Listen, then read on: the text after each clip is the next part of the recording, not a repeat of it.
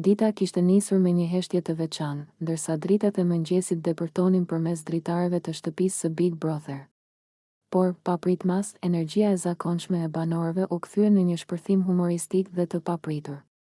Borë e bardhë, që kishte rënë gjatë natës, kishte mbuluar çdo cep të jashtëm të oborrit dhe ajri i freskët i mëngjesit, dukej se po sillte një ndjenjë lojrash. Labinoti, me një buzëqeshje të kënaqur dhe pak të mischievous, vendosi të shfrytëzonte situatën.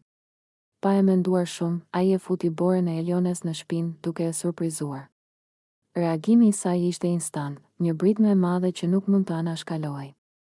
Ai moment shkaktoi jo vetëm qeshje, por edhe një ndjenjë energjie spontane që shpërtheu në të gjithë shtëpinë. Eliona, e shokuar dhe e habitur, u ngrit menjëherë, duke hedhur dorën drejt Labinotit, ndërsa buzëqeshjet e banorëve të tjerë shpërthyen në ajër.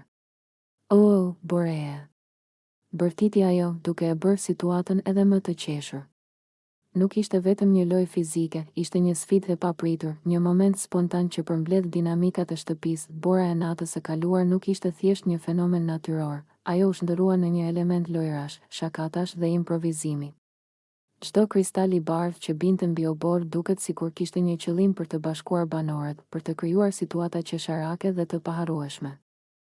Labinoti, me një kombinim të guximit dhe talljes, e përdori këtë mundësi për të ndezur atmosferën dhe për të provokuar Elionën në një mënyrë që ishte e papritur, por plot humor. Të gjithë banorët u përfshin menjëherë në atë moment, disa duke qeshur, disa duke komentuar dhe disa duke u përpjekur të mbajnë ekuilibrin e situatës.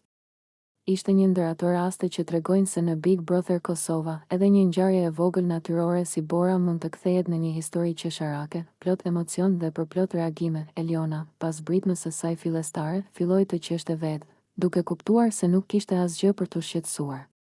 Borës dhe